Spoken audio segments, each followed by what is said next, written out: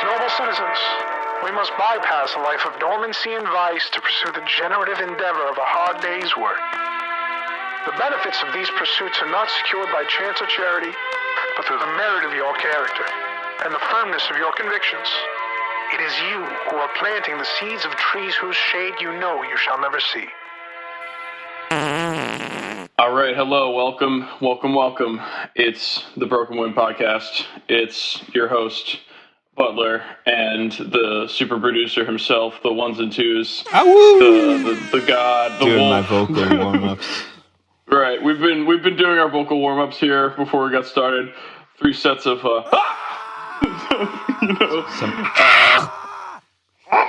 like just some nice. Anyway, but it's early. Oh God, I've upset my dog. God, with your vocal warm-ups. Yeah, if they're not upsetting to the animals around you, though, they're not good. You're vocal not doing warm-ups. them right. So I'd say, that's you should be upsetting the local flora and fauna. My cat gets pissed genuinely whenever I sing or anything. But I am just chatting with a pal on a Sunday morning, and more importantly, I saw a film last night. I wanted to tell him about on the podcast. And recommend to you, the listener, because I'm a big art appreciator overall. I'll appreciate any type of art. That's very fancy of you. Sounding very pretentious. Well, I even like to appreciate the nuances of different mediums and things of that nature. You know what? Honestly, man, I'm pretentious as hell. I'm kind of done not accepting it in life, especially, the more AI slop abounds, the more I've realized that the art and practice of appreciating art and what makes it good and expounding on it. Yeah, pretentious as hell, proud of it. And The Backrooms is a film by a gentleman called King Pixels. It is a little over 90 minutes or so, as any good film I think should be. I've always said a film is closer to like a short story in its best, in my opinion, than the films can be easily too long, in my opinion. And then the other thing about it is that it's a digital series that he produced first on YouTube that he got the green light to basically turn into a full-scale A24 film. And it's by A24? And the conceit of the YouTube series that was so visually and technically clever was that he was using a lot of 70s, 80s style sound design and visual design in particular to give you the grainy video camera effect. And then the rest of the scenery was made entirely digitally, but by bringing the general quality of the recording down and using current, digital technologies, he was able to make videos that basically looked like a real place, but it was just by nature of the fact that you only ever see it through a grainy camera, and that made for this really enthralling horror story. It's basically about this secret space this guy discovers in his store that is essentially endless and horrifying in its own way. And it is a very cerebral, was the word a friend of mine used, sort of horror film about the patterns we live through in our life of trauma, and then the way in which the spaces we occupy and the architecture. Architecture and design were really, I think, central, those being used in a horror way, very nice. And the sound design too was next level. I would highly recommend this film to you. Cool, I'll check that really, out. really, I do fantastic. find at its best horror to be a very thought-provoking genre, and one that has been with film pretty much for its entirety, thinking back on classic horror like Dracula and things like that. It's always been pushing the medium of film, I think. Right. Well, look who's sounding pretentious now, huh? Yeah, right. Sounding pretentious. The roles have reversed. I was thinking the same thing about how, just from a story perspective, because I always am, thinking about stories. Horror has such a the use of the unresolved and the unanswered questions in a plot. I'm always very thoughtful about how those are used, and I think that, those can be overused very easily. And to me, that's often the mark of like sloppy writing. But horror invites a certain level of just like, that is the nature of what's terrifying about it, is the inability to ever understand what it is you're fully dealing with. And that's something that they do very well in this movie and in the whole series. And in the movie in particular, there's a lot more like body horror and monster horror than I was used to on the YouTube series, but it's all done so well. I think the writing, that was something I was really impressed by too. Like, just every bit of dialogue from the jump is very compelling. And you're often like, the question of like, who is this person? What is the relationship to who they're talking to? Really? I'll tell you, like, the first scene of the movie is two of the main characters, one being a therapist, one being a guy who's an architect and store owner, talking in the therapist's office. And it's hard to tell what the full nature of their relationship is, because the acting all throughout, it's very good. Like, truly, the guy, I forget the name of the actor, let me look him up, but he deserves the shout out. He absolutely did an incredible job with this role, and I don't want to spoil anything else about the movie. Even not believing in spoilers, like, it's just go see it. Chiwetel Ejiofor. Nice. And it's very, like, I love a subversion of a trope, like casting a black man as a central figure in a horror movie, and then, not, who dies and who lives will, like, again, remain to be explained what that means after you enter the back rooms. But it's a fantastic film. And like I said, the sound design, the cinematography, like, it's just a lot of using the most uncomfortable.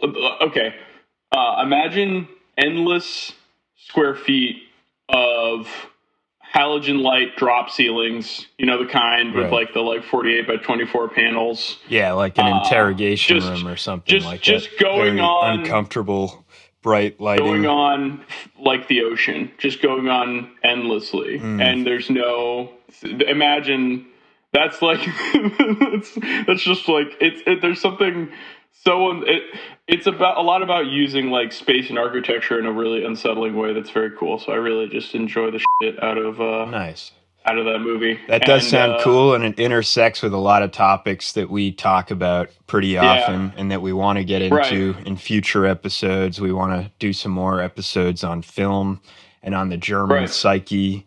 I think there's a lot there to unpack of the origins of capitalism and psychology and the intersection with the imagination, pulling out these old folk stories that are deeply ingrained in the German psyche from past trauma, and then using that as the source for new modern material.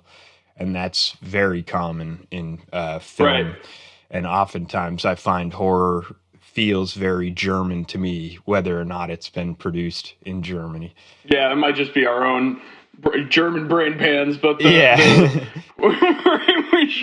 have to talk more about that, and we do want to have an episode soon on a film. I mean, we got to get into the movie podcasting space while it's still fresh, and there's not a lot of people doing it. Yeah, there's not many people who have already done that. It's kind of a new thing. I don't know if you've heard the movie, but anyway, we can add our own interpretation. Dude, on we have film, to talk. And we have so much to say, I think, about Italian cinema stuff too, like the Leopard. We need to talk about, but we want to talk about that.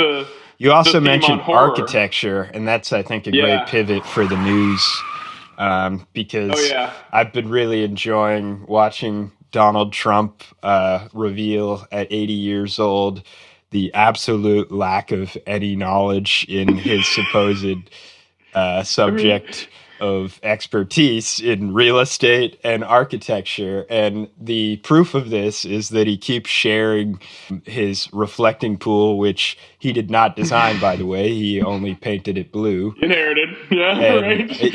So he inherited it like everything else. And he's taking pride in how long it is and sharing how it's longer than most skyscrapers are tall. Yeah.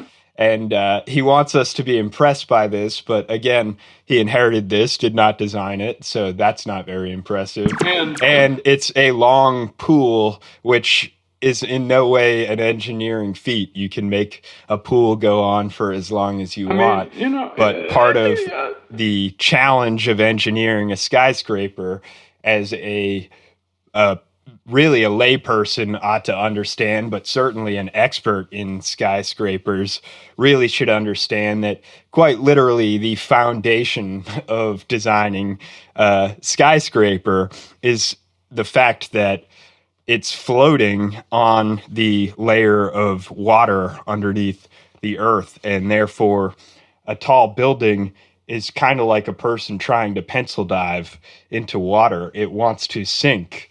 And the more the higher you build it, the more weight there is resting on a single point, the more likely the building is to sink. And we reach a saturating point where you cannot build. So far, we have not found ways to build buildings taller than we have in the past, say, 100 years or so. And that's why haven't been many advancements in that. You know more about architecture and buildings than the president, but I want to keep the theme on body horror, quite frankly, because we need to talk about we need to take our victory lap while it's still very early in the show. I was posting about that on stupid ass Blue Sky like over a year ago. We made an episode. You can look it up. It's called Screwworm Elon. And the reason we called it that was, got him. The reason we called it that was because the DOGEification of pretty much everything, all of our public health and safety. Podcasting. We were expecting it culminated a lot of money into our podcast from USAID at that point. We were promised huge funds from USAID, and DOGE cut them, which is bullshit. But they also cut who knows? That's the thing, is like, this could just be new dumbass racists in the wrong position too. Like, I don't even know if the money actually did stop flowing. It probably did, realistically, because there's no way that Big Ballz didn't think that he should stop spending money on irradiating fly larvae and dropping them over Panama, thinking that's like charity we're doing, when in reality it was a collaborative scientific endeavor between different countries, different languages, different cultures, to make generally everyone's lives better. And it was so worth the money that it cost. And we will see why. Because, dear listener, we're talking about the new American screwworm.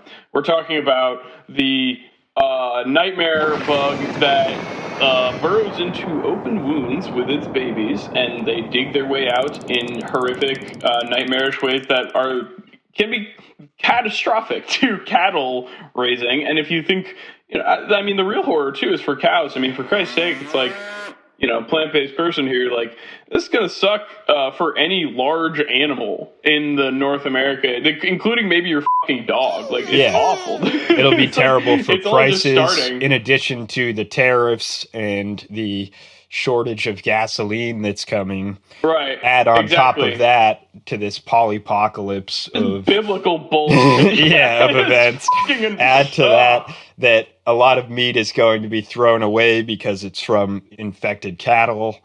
We're importing beef from Argentina that's the lowest quality, I believe, in the world, or at least among the lowest quality beef in the entire world.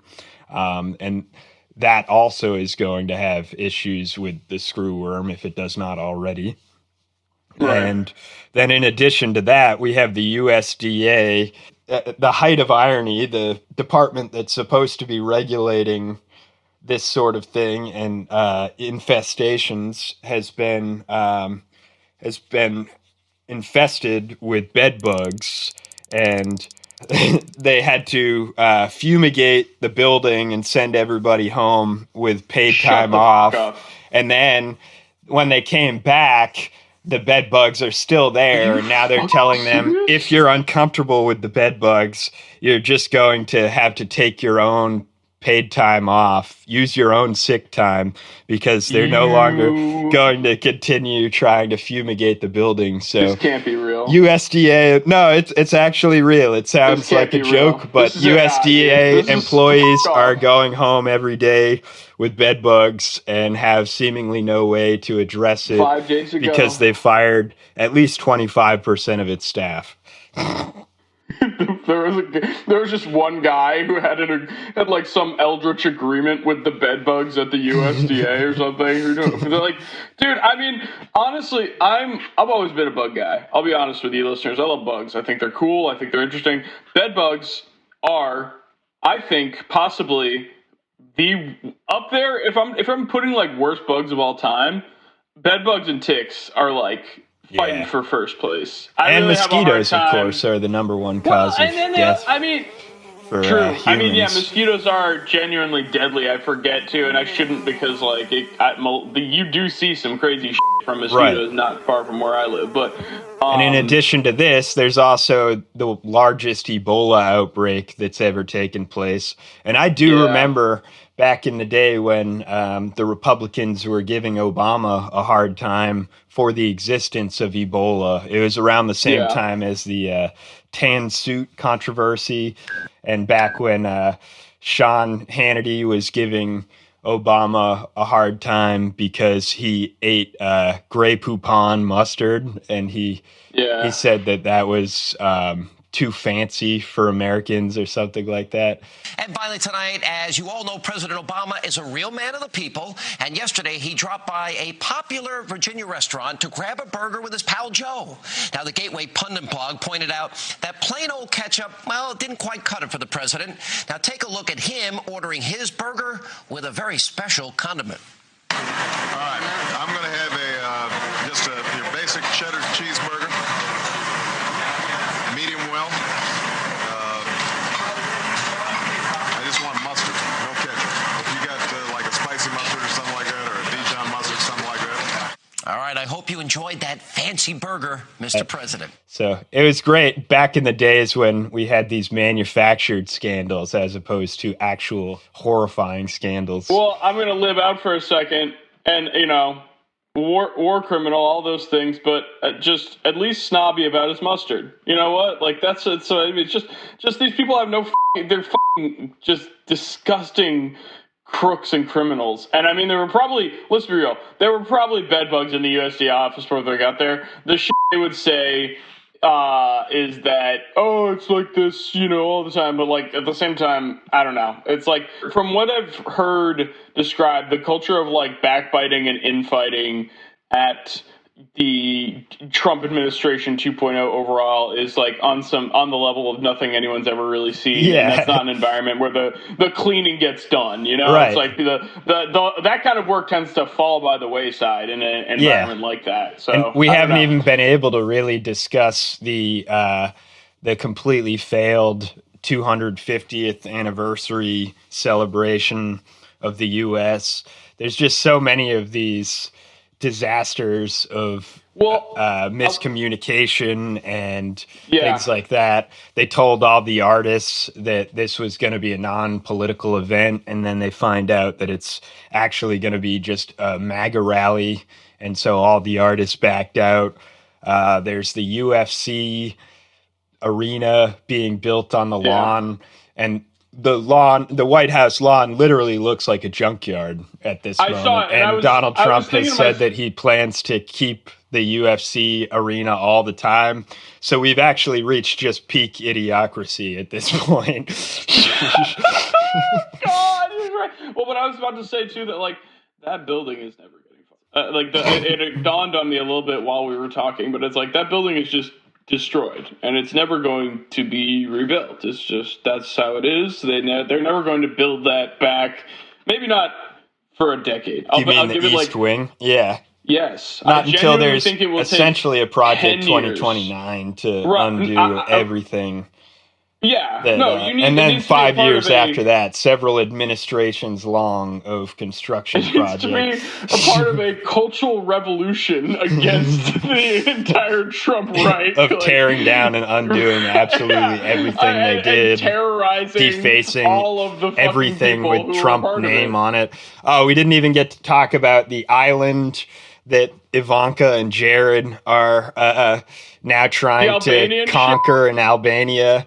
And there was some absolutely hilarious interviews with the two of them, with Ivanka saying that she discovered this island and she wants to make it a place that's conducive with modern living, not for you or I, but for the ultra wealthy Epstein Island traffickers, because something happened to their old island and they need something new happened one. to our old island.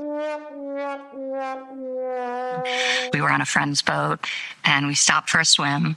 Effectively, that's how we found it. We swam to the island. We went on a hike, barefoot all the way up to the top, and we were just captivated. And it stayed with us ever since. And over the course of many years, we developed the opportunity to help realize its potential and transform it, but with a lot of restraint and care, because the land is so beautiful that really the architecture has to be fully integrated into it, almost rise from it. You know, it's not even a business for me, despite the scale of it. We not only the island, but we have 5 miles of beachfront directly across from the island, this beautiful peninsula with a lagoon on one side, the ocean on the other, beautiful white sand beaches. For me, it feels more like a challenge than anything else. The culmination of all of my experience in real estate, all of my travel, a lot of reflection on how I want to live, how I think people increasingly are wanting to live, and trying to really build something that's a tangible manifestation of that. That requires a lot of vision, the collaboration of some of the greatest masters that exist. So I was just there walking the land, really just trying to sort of be with it and experience it alongside some of the greatest living architects of our time, like true masters of their craft, people with integrity so absolute, like there will be no compromise. And that's something we want to create there. So we're very excited. And then Jared Kushner actually shared in another interview, he mentioned that they noticed the island while they were traveling with the Rothschilds, one of the grandchildren of the Rothschilds family, which is a famous or infamous Jewish family that goes back to the days of lending to the Catholic Church and many of these old anti-Semitic tropes. I was on a vacation after we left government in the summer of 2021. We were on our friend Nat Rothschild's boat. We got picked up in Montenegro, and then we started sailing over to Corfu, and we spent a couple days in Albania. One of the nights there, Prime Minister Rama came to the boat. I had not met him when I was in government, but I was very, very impressed with his vision for what he wanted to do with Albania. I really didn't know anything about the country. I didn't understand the history. And the darkness of the history with the communism and the terrible leadership actually led to it being fully undeveloped as a nation. But Eddie came in. He has one of the cool things I was attracted to is the fact that he seemed like a very skilled politician, as a very strong and smart leader, but also the fact that he was an artist. I thought it'd be very cool to see what a country really led and built by an artist could be, somebody with amazing taste and great creativity. And so I was just intrigued by it. And then before we went to Corfu, we stopped in Butrent, which was also a spectacular site, and just really felt to me like it showed the potential of the country. So much amazing beauty, the water. We did a lot of swimming, a lot of hiking. The country just had incredible natural beauty, but it seemed like a place that nobody knew or understood. And so didn't think much about it for about a year. And then about a year later, we started looking at opportunities in the Balkans. And the partner who's leading that effort, I said, you know what, let's go down to Albania. I had such a good experience there. Go check it out, see if there's something there.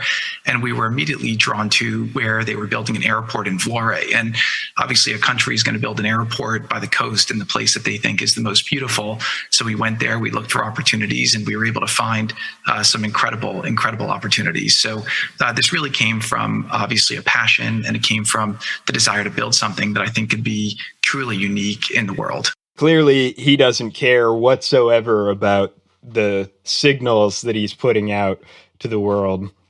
And actually, he's just saying, he just wants to cause anti-Semitic hatred all around the world for no reason. Or these people are just anti-Semitic. And it's like, there is something anti-Semitic to exceptionalism, genuinely. Right. You know, it's like, there's a contempt for those who don't rise to that level of who are of your like same ethnicity. So it's like there's always something like and the whole there's a massive protest now in Albania for this. I was for seeing good this reason. too. It's just blowing up so fast. I that's coming everywhere. That level of we're not even anger. gonna get it. We're not even gonna have time to get into the Kuwaiti airport thing too. But it's like everything's happening in Lebanon. It's like there is.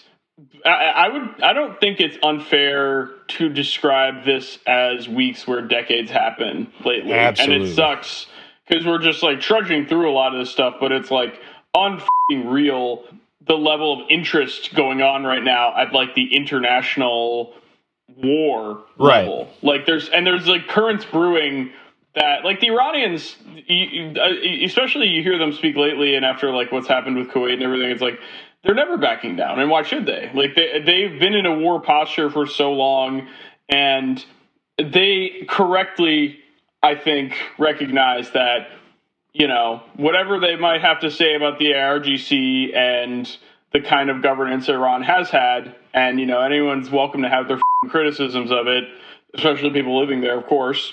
Surrendering is not a good option to the United States, and the reality, too, is that this is what's so unique with the case of Iran, and it's like it can't be not mentioned. It's like it's similar to the Florida story where it's like it does really tie into the foundation of the kind of country America is. The story of the like America's role in the pre-revolution, it's, you know, it's all undeniable. But and returning quickly to that, the Operation island Ajax. that Jared Kushner is trying to build, he actually... he said that the Rothschilds have given him permission to take the island and use it for whatever purpose he wants. Cool. Which, great look. A Jewish family giving an island to another Jewish family that does not belong to either of them. That's awesome. Yeah. And then, in addition to that, he in this interview, he said that, you know, Albania did nothing with this island. They just... there was this horrible legacy, according to him, under the communists, where they just left this island undeveloped and didn't turn it into a real estate haven for the wealthy. And that's horrific. And he said that people look back on that legacy as such a horrifying time, as if we're not going to look back on this moment as the complete and total destruction of our own government. And people will be saying, when they decided to develop that island, that was really a horrifying time for the country. So it was kind of funny to see the complete inverse of reality being spelled out by the world's wealthy, and undeserved Nepo babies.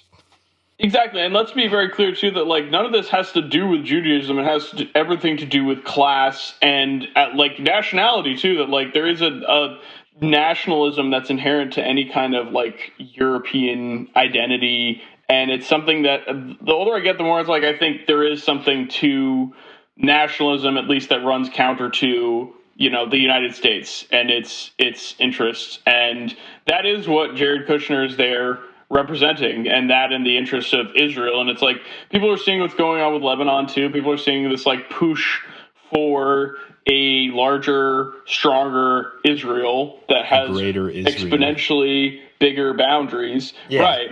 And so every single act of something like it's going to be met with a raised eye, and the anti-Semitism that comes from that is deliberately beneficial blowback in many senses, because it hardens their argument that there's no safe on earth for Jewish people without Israel.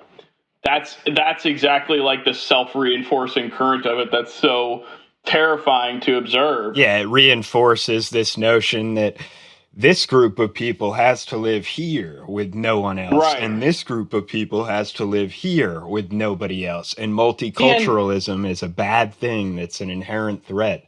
Right, and all these other tropes too about like Jewish manipulation of the media and like Jewish like ownership of things. It's like they're just people, just like Lebanese people, and Lebanese people are being denied the right to their national sovereignty right now, really for the interests of the United States of America, which are almost entirely synonymous with Israel. Even at this point, Israel's really dragging us along, and I don't think we're going to get the better end of this deal in the long run. Is the really it's like it's always war. The thing is, like, it's so interesting. I was thinking about this the other day. It's like there definitely was a time where like World War II specifically, where like the whole industrial basis of the United States was built on the backs of World War II. Not on the backs, but like World War II is a really important industrialization period for the United States. Yeah, absolutely. And so people continue to look at war as this economically beneficial thing, and for a certain percentage of people, it is, like literally the military and people in the military.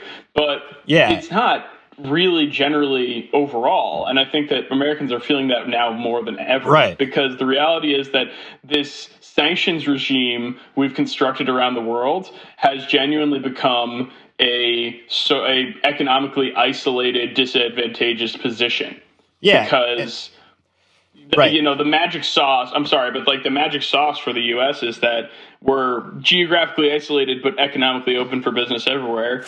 And now we're not. Now we're not the whole way we haven't been. Yeah, and as you said, in the post-World War II era, post-New Deal, post-World War II, we were actually able to accomplish these massive projects of industrialization.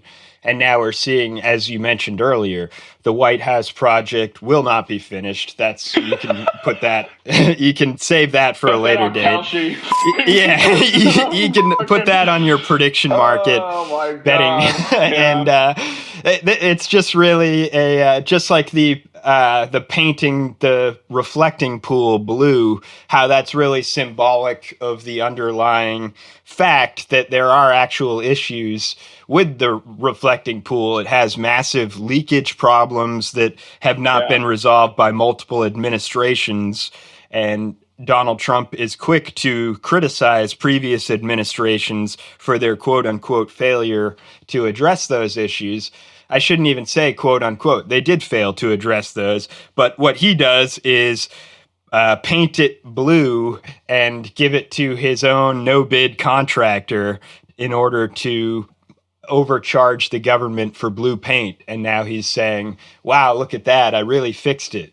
And again, that's symbolic of the entire the breaking down of this society and the fragmenting that's almost like the collapse of the Roman Empire due to private interests, and the fact that they also could no longer complete basic infrastructure projects. An empire that once conquered the world and once actually achieved massive projects of development. And the same is going on all across the board, that we see failed bridge projects that now cost, even adjusted for inflation, over 100 times more than the Hoover Dam had cost. And there's no actual explanation for it, except that all of these are done by no bid contracts, and that there is absolutely no way to stop the rampant corruption going on. And people will point to regulations, modern regulations, and saying, oh, people not dying of black lung during the construction of these, that's what's really costing over 100 times more than what the previous projects did. But the reality is much more complicated than that.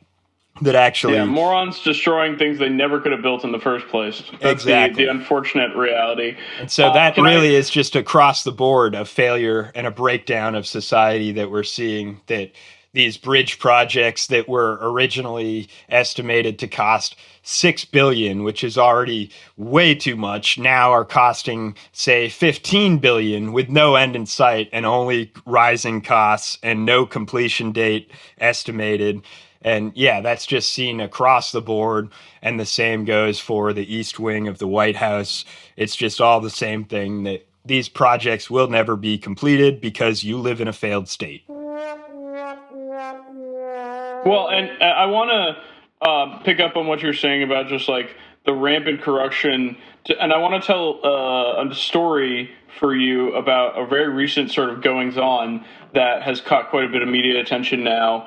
And I think it's a great way to talk about the idea of like, what's the term, like ethnic and religious affinity being used basically as the central organizing principle, and just the kind of like disgusting crooked corruption that creates. That's the essence of mafia. That's the essence of fascism. Like that's always like a core tool. And it's when we talk about Judaism and the way that it's being currently used by the Zionist entity, it makes us very sad. I think we want to be clear about that. And it's something that is being used as this tool by the most crooked and awful people on earth to do some of the worst things at the moment. But it's just a thing that happens to a lot of identities. Some are just constructed fully for this purpose. It's like whiteness is arguably that. But right. I want to talk about a different, very uniquely American identity that also experiences some of this phenomenon in a specific story that's going on right now, and that's the Mormons. So are you familiar with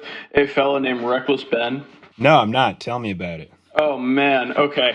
And look, this is, at the end of the day, this is kind of like penny ante bullshit, but it like has exploded into this whole media spectacle that is destroying this basically multi-million-dollar company that probably has a good business model and it just fucked up at an incredible scale and has managed to trip over their own dicks in an incredible, very like, goofy American way that I kind of love and is really hilarious. And there's like a 20-minute video that kind of gives you the most interesting parts. I'll send you later, but the story goes that a family in Utah had amassed over the years the largest Star Wars Lego collection in the world, unopened. I have been hearing whisperings about a Lego corruption scandal. It's a huge deal, dude, because, like I said, it's kind of penny ante bullshit corruption, but they have tripped over their dicks in this incredibly spectacular way where everything about the way in which Utah politics operate has been laid bare and is so disgustingly corrupt and essentially built around the Mormon church. It's truly fascinating. So, okay, this family gives their collection on consignment to this reputable business that sells Legos because they're ready to sell it. Dad's older. He wants to, be able to save for the retirement fund, and the collection has already like doubled in value or something like that. So they are already getting money on a regular basis from this sale. It's a mutually, there's a contractual agreement there. And then the owner of the shop decides to sell the, franchise. And then the parent company says, we have a new buyer. Long story short, the whole nature by which the whole new inventory is brought in was very shady, and there's very obvious areas in which they seem to have intent to make sure that like they weren't going to give this consigned inventory back. And there were things that I've watched like a lot of legal stuff about this at this point. There were things the Lego owners could have done to establish a better like chain of ownership, but by a certain date, it was very obviously and very like legally provably criminal to continue to sell their Legos, and the company continued to do so, basically thinking they could just, force their way through this. And essentially they either didn't have good legal counsel or didn't listen and have done these like insane things. And the craziest part is the level of collaboration between them and the police department, because throughout this whole time, this guy, Reckless Ben, who is contacted by this family, who's a known like provocatory YouTuber, he gets this lead on this case and drives out to this area to start pursuing it and like, making a spectacle of it to get this company to give this family either their money back or the Legos. And he has done some things in the course of this case that are somewhat insane and questionable, but none of it beyond the scale of what this company has done to this family. Right. And the most interesting bit, like I was saying, is that let me try and outline some of the legal specifics that have happened, because they're kind of unreal when you just lay them out. It's like at a certain point he was in a legal dispute with the owner of the company. He needed to serve him legal papers for a valid lawsuit he had against him for these Legos. And the police, who are able to legally serve papers, go over to because all it has to happen is say you've been served and give you the papers, and then that's that. Now it's your responsibility to deal with that. And what happened was that he basically established that the papers were real. First is told by the guy that, oh, the papers are fake, they're not real, I don't want them, and then just does not even try to serve him the papers, just accepts his argument that they're fake. He then proves that they're real by calling the court offices, and they say, yep, that's a real case, and they say, okay. And then they continue to just believe the papers are fake conveniently, so he does not have to serve them. And then they go on to arrest the YouTube guy. They arrest him multiple times. At one point, they search his car for heroin for like 3 hours in Utah. Like, the police basically work for this company. And there's even like, so the most interesting bit is that a lot of the video, because Reckless Ben's getting all this video from them as much as he can, a lot of it's being redacted. There were cases where he was able to use his own recordings to find redacted audio from the cops. But what happened very recently was that somehow they, once again, tripped over their own dicks in a causal way and released a lot of their unredacted footage, and it's insane. There's portions where, like, the CEO of this, like I said, Lego reselling company, Bricks and Minifigs, is on the phone with the police basically saying, like, hey, yeah, that's a legal paper for a legitimate case, and it should be served to my employee, but I can't have you not arrest this guy, so go arrest him on specious charges, which they then go do. It's like, it's unreal. That really reminds me of Bleak House, which is a novel by Charles Dickens, and that's it's about really the breakdown of the Victorian legal system as it collapsed it collapsed into a feudal rentier economy, essentially. And so the whole, not to spoil the story, but it's about a family. I think we can spoil Bleak House. Yeah, it's an old one, so spoiler alert. It's about an old English family, the Jarndyce family, who gets involved in their own lawsuit, and ultimately all the money is expended on lawyers, and their entire family fortune is wasted and given out to different competing lawyers who never actually want to finish the trial. They just want to drag it out and collect more and more fees. And eventually this wealthy family, their entire fortune is exhausted and given up to lawyers. And that really does describe the breakdown, as we were talking about before, of why America can't accomplish anything. All the money goes to rent. It's extracted to foreign parties that are planning to just charge rent forever in perpetuity. And in addition to that, we also have, speaking of Utah, you have Kevin O'Leary is designing his own massive data center in Utah.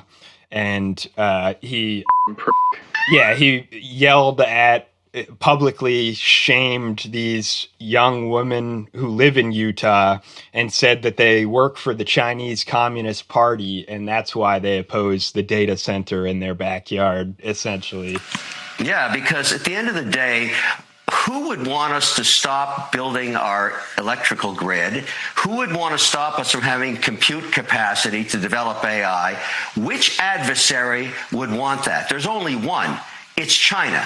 And so they can't use TikTok anymore to put out all the, whatever misinformation they were doing there. So what I think is happening, and I've got some interesting data for it. This is from last night at 5 o'clock. So when we had the announcement, a unanimous vote by the commissioners in Box Elder County on the project there, I think I'm one of the only data center developers that has his own data scientists working for him, because I manage a massive social media platform supporting all my entrepreneurs. We noticed an immediate spike in misinformation on two platforms, Instagram and X, formerly Twitter. So we dug in. I got my guys to go a deep dig into the IP addresses, and here's what we found out. This is fascinating. Party for Socialism and Liberation, run by somebody called Nivelle Singham, pounding our social media with misinformation about Utah. For example, we're not using any electricity off the grid, Bernie. We're developing our own power, and then we're going to sell it back to the grid to support the people of Utah and the whole U.S. Another one, People's Dispatch, Zoe Alexander. Who are you, Zoe? And why are you spinning out all of this falsehood? But wait, we found 2 cells inside of Utah. Alliance for a Better Utah. Taylor Kanosh maybe, and Josh Cantor. Who are you guys, and why are you spewing all this misinformation out? You say for a better Utah? Why wouldn't you want national defense in Utah? Why wouldn't you want compute power? Lastly, Elevate Strategies, also a cell operating inside of Utah. Gabby Finlayson. Gabby, what are you doing? And who's paying you? So what I'm doing right now is, after getting this data, I'm calling out Taylor, Josh, and Gabby, operating in Utah. I want a forensic audit of who's funding their platforms. Who is it? Are they working with the Party for Socialism and Liberation and the People's Dispatch? Because the content looks almost identical. And so why is this happening across America? Why every time we announce national defense in terms of giving us compute power, do we get pounded by all of these IP addresses? So these are proxies for the Chinese government's my argument. And if they're not, because I want them to be able to defend their name, Taylor, Josh, and Gabby, come out wherever you are. Let's audit your books, and let's show the people of Utah you actually care about them. And they retaliated by posting more online and sharing that, no, they do not, in fact, work for the Chinese Communist Party. Obviously, they're just concerned citizens who don't want a Canadian billionaire buying up massive amounts of real estate. Hi, Kevin. We are Elevate Strategies. This is Utah. You might not know it because you're from Canada. This is where we live. Before we get into anything too serious, this is the very scary, very intimidating man that is threatening us. We are not taking the criticism of anyone who is wearing flip-flops and a suit on national television. You know, it's not every day you get called out by first and last name on Fox News by a Canadian billionaire trying to ruin my state, but here we are. Kevin, are you okay? But after sitting with this for a moment, we decided to take it as a compliment because, first of all, how are these men scared of us? Have you met us? Hi. What are we talking about? Mr. Wonderful's Nancy Drew little detective agency. Have at it, brother, because if we were Chinese operatives, we would be the worst operatives in the entire world. Someone alert Beijing that the payment portal to Jackie and I's Amex bills is somehow broken. As a reminder, we run Democratic campaigns in the state of Utah. If we were in this to be making money, we would be doing literally anything else. And you should know that because your job is to give small business owners advice. Yeah, you'd think that Kevin would understand the hellscape that is late-stage capitalism and consumerism that has led to you becoming a terrible, horrible billionaire who's trying to ruin our state. But if we're talking about audits, we should be auditing the Stratos Project. We should be auditing all of the politicians that, I don't know, do you have property surrounding the Stratos Project? Or maybe do you have interests that you were changing the laws before this was created? Hypothetically. We're just saying we should maybe look into people that stand to make hundreds of millions of dollars off this project, and let's be so for real and so clear, that is not us. It is not us. But sure, let's do the thing that all men who are scared and have no actual facts do, which is accuse women who have a fully formed thought of being the problem and being Chinese operatives, just like me. Like, what are we talking about? How are we making this video right now? Like, it's so unserious. Well, Kevin, you say that like it's a scandal, and it's not, because we are damn proud of the fact that we will continue to be shining a light on the corruption and insanity that is going on in this state, not just with this project, but with many others. We will continue to be here doing that work long after you've forgotten about Utah, because you don't actually care about what happens to the state. Let's show the people of Utah you actually care about them. We don't need Kevin to teach us to care about Utah, because we've been here, we were born here, we work here, we have sacrificed a lot of time, unpaid jobs, just to try and make this state better. We're the ones that actually love this state, and that is why we care about its future, and we care about this data center and what it could do to the future of our state. I think it's important that we get to this. So, out of frame, just behind Kevin O'Leary while he's doing this Fox News hit, is a life-size cardboard cutout of himself. And by life-size, we mean extremely short. Maybe that's how tall he really is, we don't know. As the old saying goes, behind every terrible man is a cardboard cutout of that same man. This is a real man, and he chose to wear this hat that says Utah National Security. When did they have these made? Was it a gift from Stuart Adams and Spencer Cox and Mike Schultz? I don't know, but please, Kevin, let us know where this dumbass hat came from. So we decided that we need to make a hat of our own because we also have security concerns for the state of Utah, just slightly different. We are worried about the Great Salt Lake. We are worried about our carbon emissions. We are worried about our electrical grid. We are worried about the temperatures rising in our state. We care about the economic, environmental future of our state. So if you would like to support the work that we are doing that apparently has these billionaires shaking in their boots, you can buy our hat, which now says Utah Nature Security. And those donations of just $30 will go to support the work that we're doing. You can pre-order these hats, which will go to us and Alliance for a Better Utah, the two organizations called out by Kevin O'Leary. So please support us because we might need lawyers. The link's in our bio. Come out, Kevin, for the record. And I never thought I would have to say this in my entire adult life. We are not Chinese foreign operatives. Never have been. Being paid by the Chinese government. So, bye, Kevin. Bye, Kevin. Put your dogs away and keep my name out of your mouth. Put it in your own giant country, asshole. Yeah, put it in your own backyard. You. Exactly. Go put it in Nova Scotia, you piece of shit. What are you doing? It's the middle of the desert, you dumb asshole. This thing needs enormous amount. Cut your cooling bills in half and go put it in a swamp in the middle of, like, God, I hate Yeah, these people organically, so nobody much. in Utah wants it. It polls massively unfavorably, as data centers everywhere unpoll. Right. As soon as it's going to be in your yard, as the great comedian George Carlin once said, NIMBY, not in my backyard. That's Right. how absolutely everybody feels about the prospect of a data center anywhere near them. And that's the same with Kevin O'Leary. That's why he's putting it in Utah, which is nowhere near where he lives in his Florida mega mansions. And but they're putting them here. They're talking about it too. Canadian Don't citizenship. Oh, but they won't be in his backyard. They won't be on Miami Beach, for example. Well, give it, dude. So I'm sure someone's scheming on putting a data center in Miami Beach, which, once again, is the stupidest thing to imagine possible. Like, it's just, I was just thinking about this. Where it's like, Walter Masterson joked about that. He tried to get people to sign a petition to put a data center in Miami Beach, and very few people obviously agreed to that. Kevin O'Leary is putting a data center in the middle of Utah, so we are trying to make an alternative and put the data center right in his neighborhood. What would that consist of? We'd take up most of Palm Beach and Miami Beach. By the water is best, because then we can have oil tankers come to power it.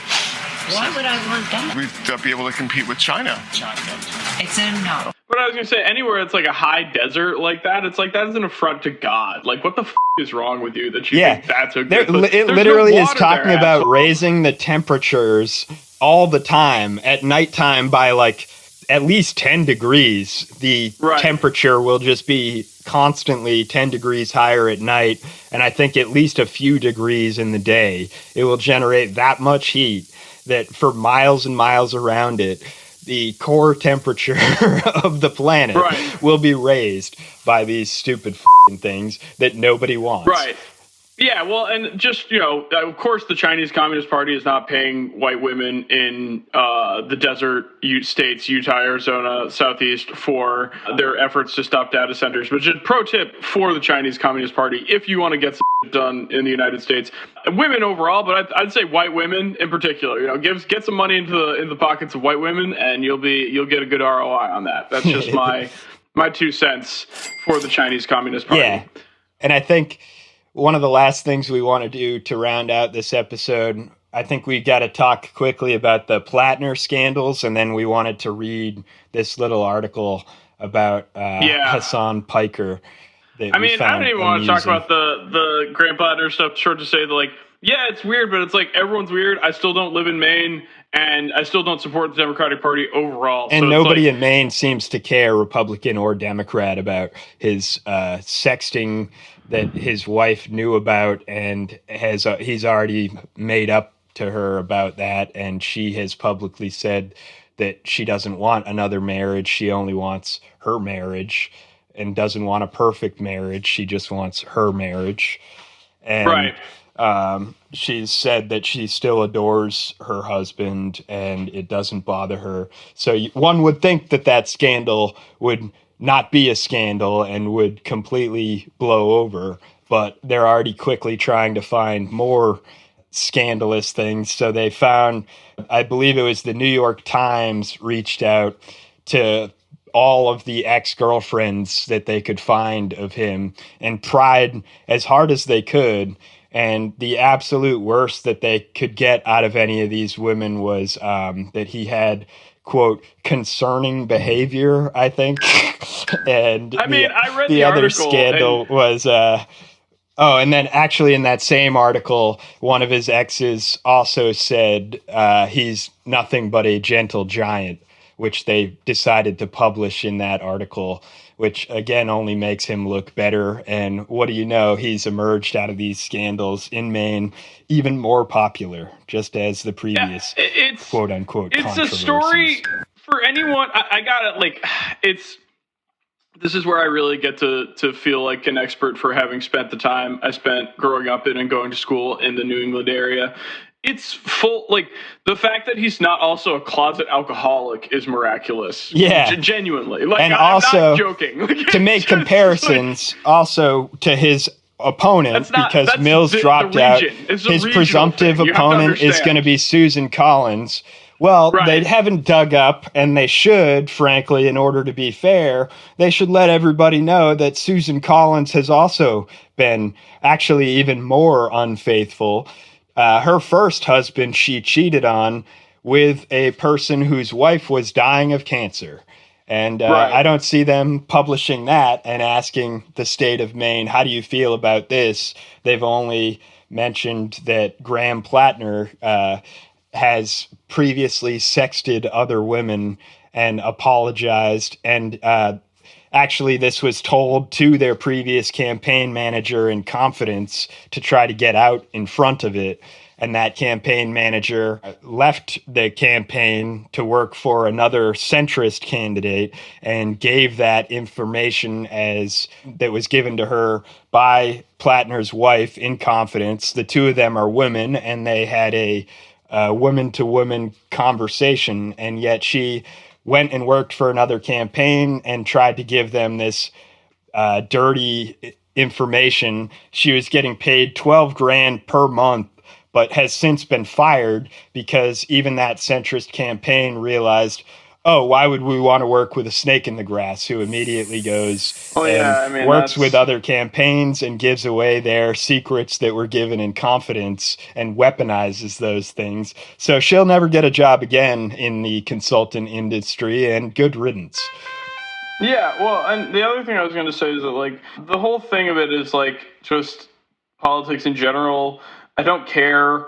And the unfortunate reality is that we all know and understand that Graham Plattner still very much has the live possibility to Fetterman us all because he's in the Democratic Party. So there is no real leverage mechanism against anyone who participates. And it's bully for him if he's able to do some good in the world. If not, then I won't be terribly surprised either. And at the end of the day, it's just I'm familiar enough with the social milieu of the region that Graham Plattner is from and represents that he doesn't really surprise me or scare me. He's kind of weird and got some close connections, but it's a weird, small place. That's the thing I think about a lot. There's a term I think about a lot, social claustrophobia, that there's some pieces of media that do a very good job representing that escape my mind right now. But I think about that often in terms of places that are just Japan. A great one is, what is it called? It's a series that just was on FX recently. I think it's called Shogun or something. But it's Shogun. about feudal Japan. Yeah. And just the level of just how everyone knows each other and is aware of each other's position in society and all of each other's dirty laundry and all of each other's ex-girlfriends and all this other bullshit. And again, it's he's not a closet drunk, which was it's even in itself miraculous and more than you can say about 90% of the fucking Trump administration at this point. 9 or 9D?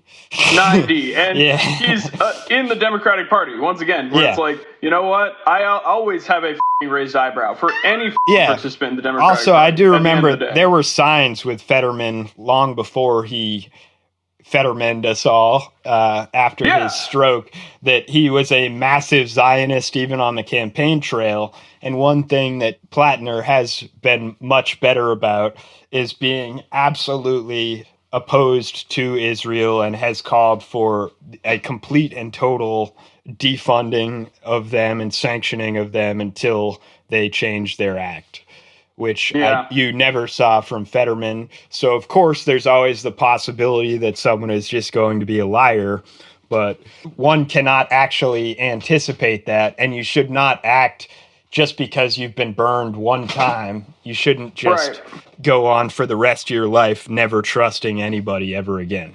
Right. That's a horrible lesson to take away from politics. You may be cynical and jaded, but we need to actually have some sort of hope in future candidates in order to have any change be possible ever. And that doesn't mean that you can't be, having a raised eyebrow too, like the Chuck you can Schumer be skeptical. endorsement. You can look out for those signs like Fetterman showed early on. I agree with that. I agree with not being cynical, but I was just sitting here laughing to myself, just thinking about like Chuck Schumer endorsing Graham Plattner. I don't have a problem with that because of anti-Semitism. I have a problem with that because of Chuck Schumer's politics writ large. And just that makes me wonder, like, what does he see in Graham Plattner that he thinks he can agree with? And then, more importantly, even if Chuck Schumer didn't endorse Mamdani, and I think he's scared for his job because he knows once the Democrats get a majority in the Senate, his ass is out of a job. No, for sure. But I was just laughing to myself, like thinking I would feel the same way even if Chuck Schumer was a Mormon, but he had the same politics. And then that got me thinking about Mormon Chuck Schumer, which was just I was trying to think about how to do that guy and how to be like Chuck Schumer but Mormon. And isn't that just Mitt Romney? Not switch. Yes. Their politics are exactly the same. Good, dude. Yes, correct. Yeah, they wear different colored ties. But they look pretty similar. Yeah, they have a similar sort of vibe. I mean, Joe, he's slightly taller. He speaks Spanish. I think. Yeah, exactly. Right. That's good. Nice. All right. Yeah, and then I guess we can read the Hasan article. Should we close it out with this Hasan article? I don't need to keep. Let me pull it up, but we'll see how long I've got it here. Defending problematic men. At the end of the day, it's like let's be clear that we think this is a veterans podcast. This is a veterans podcast, which is why we think sex and is generally wrong. It's something you should only do with your boys strategically. In general, sex with women very problematic, weak. Quite frankly, gay. Yeah, and that's why this New York Post article hit so hard. It was really such a surprise that in his private life, Hasan Piker is having sex. When they said Hasan is having sex, where were you? Because when I heard this, I was like, no.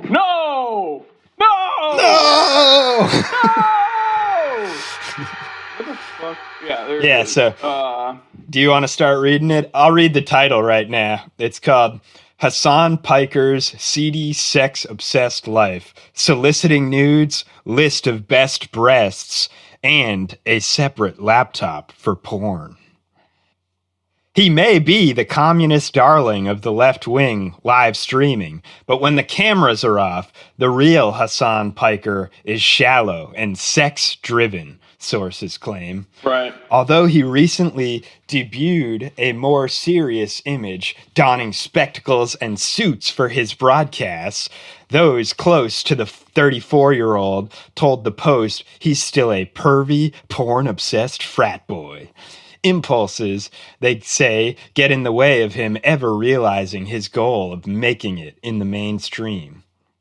Off camera, he is very stiff and impersonal. I can't tell how much of what he says he actually believes. He definitely leverages it to creep on women, a former pal told the Post. And that's a classic, 2016 era post right there of saying, you're only on the left to get laid. Classic insecurity. Well, right. It's like people always say that. And it's like I honestly it's just I think women are equal human beings, and they tend to you're that. just trying to have sex. It's crazy. It's this crazy move that leftists have where they don't look down on women for wanting equal rights, and in then fact, they have more think sex. That's important, and then it's women crazy. appreciate that.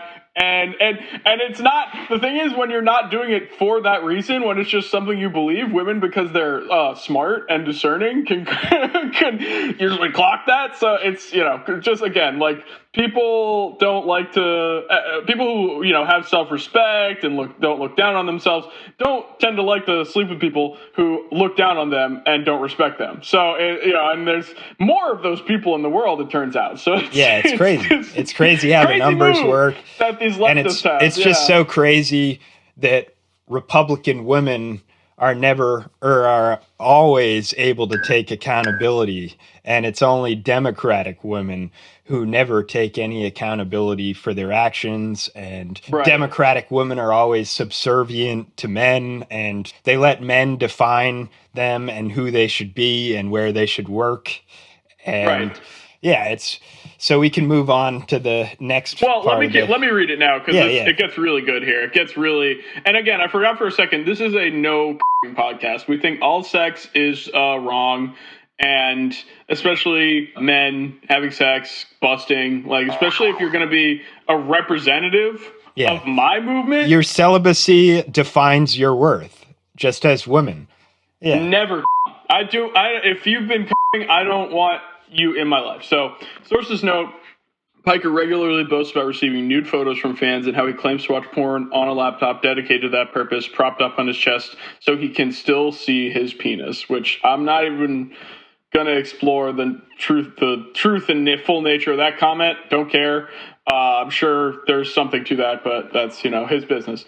Piker, who this week was banned from speaking in the UK over his extreme left-wing views, was born in New Jersey but grew up in Istanbul, Turkey, where his parents hail from. Sources told the Post, which, by the way, very scary, right? Let's address that for a second. He grew up in a different country in the Middle East. That's right there. Big red flag. Already a big red flag. Let's keep moving. Okay, so sources told the Post the Piker family is wealthy, but aside from a picture of a younger Hasan on a horse in full riding gear, which he himself posted, few details of his early life are known. He said he grew up in a horny and repressed culture until his dad allegedly helped him dodge the mandatory Turkish military draft so he could attend college in the U.S., which, dodging the draft, that's leadership right there. I'm sorry, that's what leadership potential is. You don't get drafted. Yeah. And you see that he rode a horse at a young age and was trained as an equestrian at a young age. That is some champagne socialism right there. Right.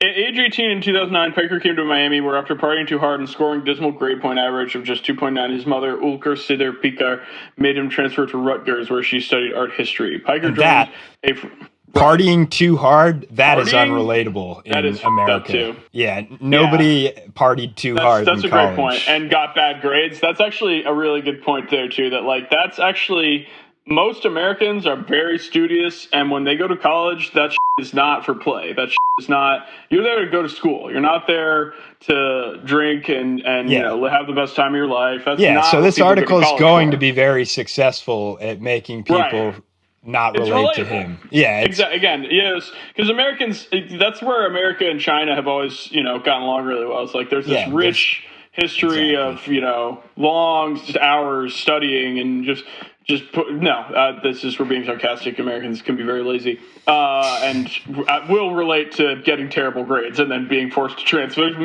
many people I know who have a similar story. Not myself, thank you very much. But Piker joined a fraternity, Theta Delta Chi, and thoroughly embraced the frat boy lifestyle. In 2012, he wrote on Twitter, "The Bible for our senior year, 30 reasons to go for freshman chicks," with a link to a sexually explicit article on TotalFratMove.com. He shared an article. He graduated the following year with a degree in political science. See, he's so unqualified to speak about politics. Unqualified. Yeah, exactly. He was posting gross stuff. Piker loved the college lifestyle so much that when he moved to Los Angeles after college, he aimed to start a Theta Delta Chi frat house there. However, he instead worked for his uncle, Cenk Uygur, at the Young Turks, an independent left-wing broadcast network, which, again... See that? Nepo baby, champagne socialist.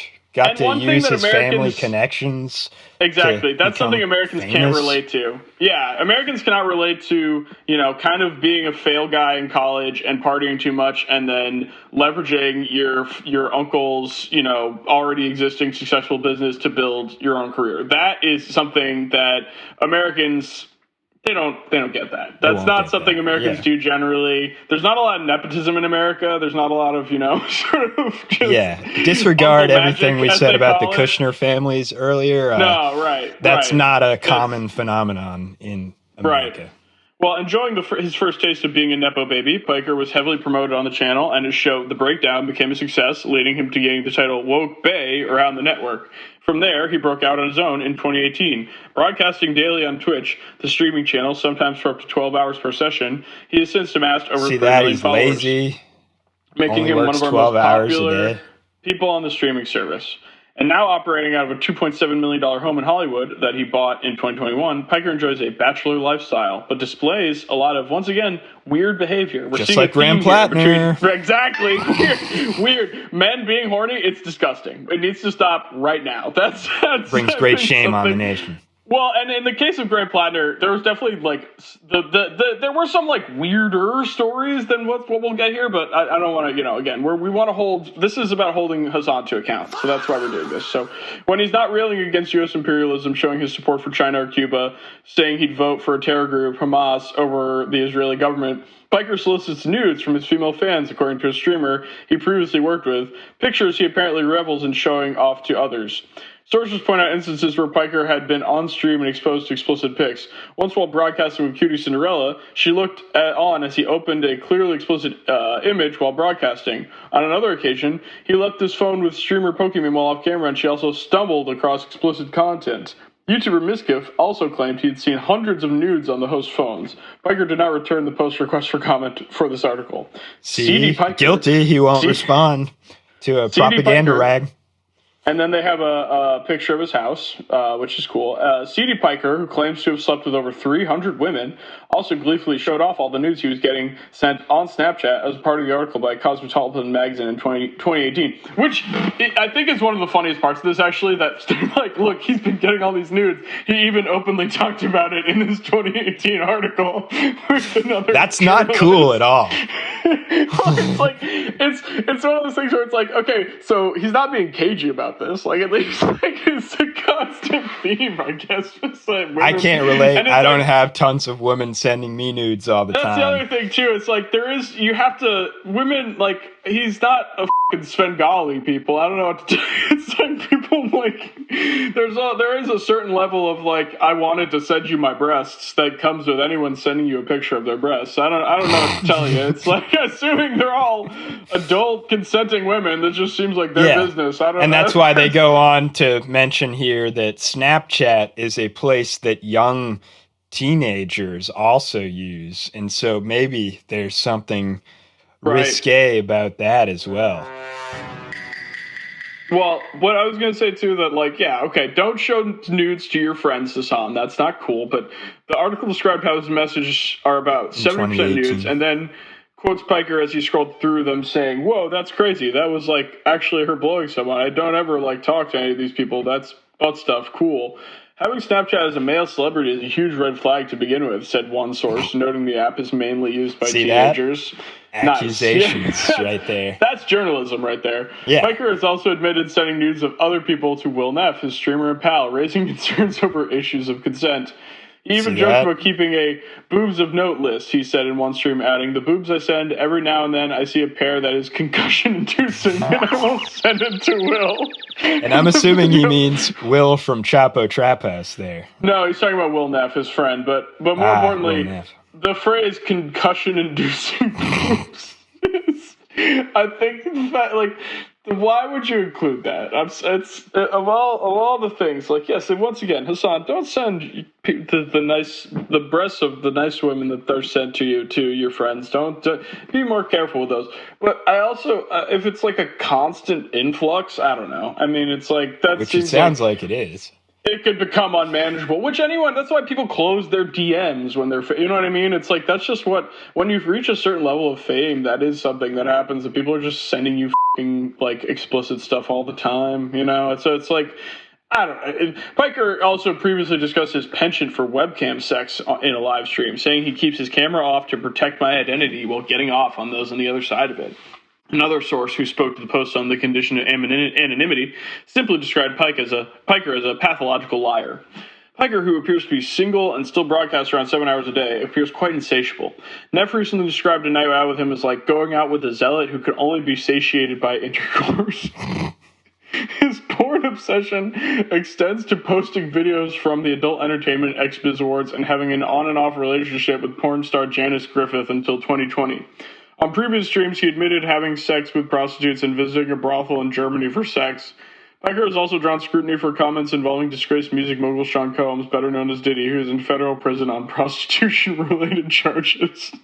I would love to hang in Diddy's Ciroc entourage and trickle down bang anything thrown his way, Piker tweeted in 2012, which is, again, weird, but it's also 2012. That's the funny part. It's like, yeah, it's like they have to go back so far to find these things, and then in 2018, he shared nudes with friends. In 2012, the story of his career he talked since positively about P. Diddy. Right. Years later, he came to have actually attended a Diddy after party at Coachella Music Festival where some really weird pedo thing featured a very young girl was allegedly playing on a screen. Aside from sex, Piker's political seeds have turned out to be very lucrative, if earning him mockery for his lavish champagne socialist lifestyle. He may rail against wealth inequality, but live alongside the Los Angeles influencer elite and leaked Twitch payout data previously showing he earned more than $2 million from the platform along over a 2-year span. See? Socialism's supposed to be a poverty cult. That's a contradiction. You're not supposed to be making money. Yeah, you're not supposed to be able to. The Chinese have not squared this circle. Socialists don't want to keep their own work. Yeah, sure, right. It's not necessarily about getting a better share of your own labor value that you produce. It's about having no money. Socialism it's about just having broke. No money all the time. That's what it's about. It's like these people don't understand. So, okay. I think we're going too long in this article. I mean, at the end of the day, it's like there's probably problematic things that Hasan Piker has done that I don't endorse. I don't, care. It's ultimately like my parasocial relationship with this man goes as far as I appreciate some of his influence and generally the positivity of his message, the importance of him, generally raising the awareness of the left movements. We all have our annoying criticisms, but the guy does the work. So it's like, at the end of the day, the thing that couldn't make me stop, I'm trying to find any other good money quotes in here, but what really couldn't make me stop laughing was just how short these sound bites had to be, or quotes. Yeah. I mean, how little there is really to dig up. It's like, most importantly of all, it's like the primary accusation seems to be he is horny, has sex, and receives a lot of nude images from women, which he sometimes shares with his friends in ways that could be questionable, right? Sure, whatever. But at a certain volume and anonymity, it's like, it's just the internet, unfortunately. And it's like, maybe some of those women are professionals. Who knows? It's like, it's just fucking, it's such a fucking stupid, thin bullshit soup article. Yeah, and that's exactly the same tone of the Plattner scandals, quote unquote scandals, even more which have to be just scraping the bottom of the barrel to find anything. And it's so clear at this point that this is the best they've got now that they've tried the real Oppo research of the he likes tattoo. To drink and or at least he did at some point, and he might still be f***ing, and we cannot allow that. I think as leftists, this is a real, a struggle session we need to have, where if anyone admits to f***ing anytime within the past 24 hours, they need to be held accountable. And that's something you can do in your reading groups, in your Maoist, cadres. Yeah. That's something you want to make in your sure struggle you're integrating. Sessions. Yeah, you want to make sure that you are not allowing anyone to be, and we're going to do this. If we see Hasan, it's on site. We're going to be like, hey, bro, we support you, but you cannot keep going. You got to cut that off immediately. That is our message to Hasan. And it comes from a place of love. It's all love. So, I mean, and, same goes to the haters. It's all love. We're doing okay. We're doing our best. And, this could be the last episode. Thank you. Oh, I knew there was something I was forgetting. Thank you. That's a great point. I mean, we could get eaten by screwworms. We could get lost in the backrooms. There's all types of into a van. We could get thrown into a van. That's always a possibility, but it could always be the last episode. So thank you for listening to any of our Mormon listeners. We hope we haven't offended you, and we hope to hear from anyone who's got any, questions, concerns, considerations, and we appreciate your continued support. So let's sign off, my friends. You think this is a good place to close it? Absolutely. Awesome. All righty. Till the next one. Bye-bye. We don't highlight the means, so we settle for them greens. Yeah, I'll highlight the trees when I send it to my knees. I don't sway with the breeze, they can't send me to my knees, yeah.